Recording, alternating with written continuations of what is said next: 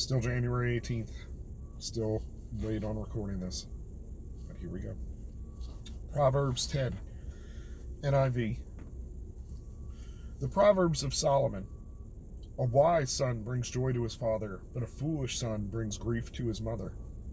Ill-gotten treasures have no lasting value, but righteousness delivers from death.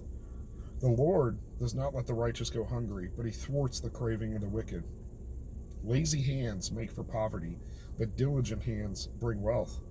He who gathers crops in the summer is a prudent son, but he who sleeps during the harvest is a disgraceful son. Blessings crown the head of the righteous, but violence overwhelms the mouth of the wicked. The name of the righteous is used in blessings, but the name of the wicked will rot. The wise in heart accept commands, but a chattering fool comes to ruin. Whoever walks in integrity walks securely, but whoever takes crooked paths will be found out. Whoever winks maliciously causes grief, and a chattering fool comes to ruin. The mouth of the righteous is a fountain of life, but the mouth of the wicked conceals violence. Hatred stirs up conflict, but love conquers. Hatred stirs up conflict, but love conquers. Hatred stirs up conflict, but love covers over all wrongs. Wisdom is found on the lips of the discerning, but a rod is for the back of one who has no sense. The wise store up knowledge, but the mouth of a fool invites ruin.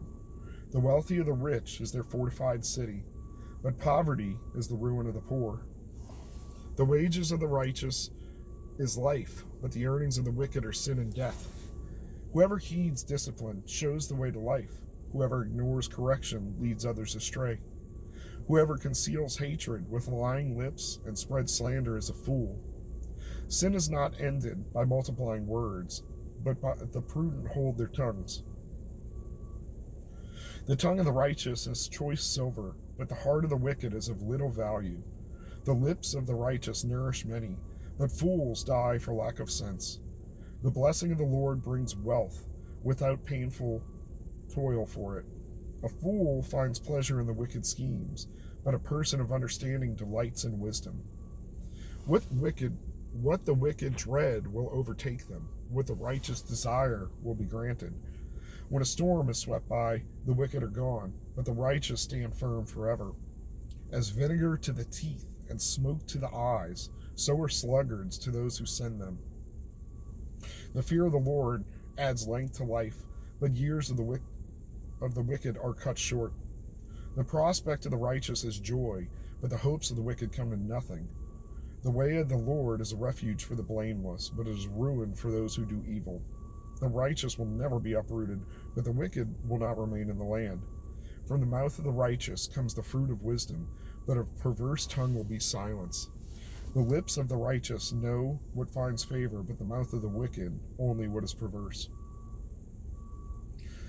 And I'm constantly convicted by verses in Proverbs about being diligent and not being lazy or a sluggard, because I love sleeping late, and it's easy for me to do. I've always been a natural insomniac and owl, so I catch my sleep during the day, and when I was younger it's easier to run off 3 or 4 hours. Right now, on top of being responsible for 3 other little souls and partner to my wife, man, I got not a lot of life force, to spare.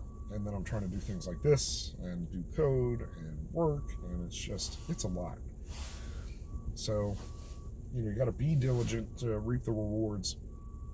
And just when I think I'm in a good groove, one of these verses will hit me, and it's like, I got to do better. And it's been my motto for a long time. It's just be better.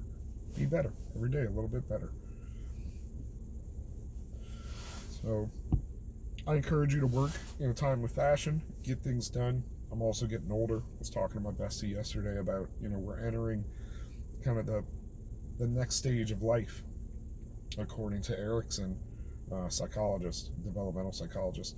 We're going from the point at which we have been very generative, creating wealth, creating life for ourselves, because as you go into old age, you look back on your life and you say, have I done enough? What did I do with my life? Look at these choices I made.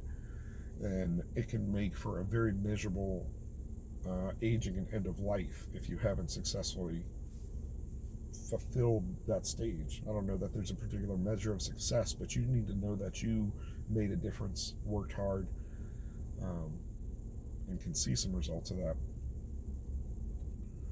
So a little bit of difference too in this verse, like don't stir up violence, don't stir up hatred in each other. Like this one, whoever winks maliciously causes grief, and the chattering of a fool comes to ruin.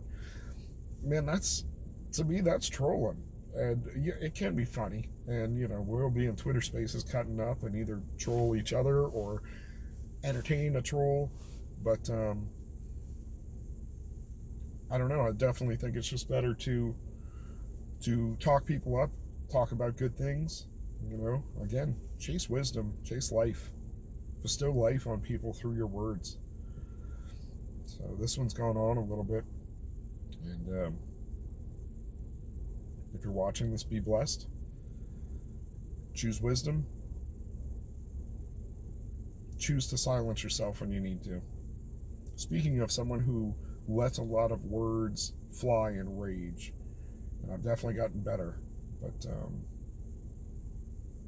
it's definitely better to hold your tongue, because you can always rephrase, say it in a different tone, say it a different way later if you really need to say it to somebody, versus just letting it rip and then continuing to let it rip. Especially the chattering of fools. Sometimes you're just in a conversation and you're just like, this is nonsense. I don't know. Well, let's go to Proverbs 11, y'all.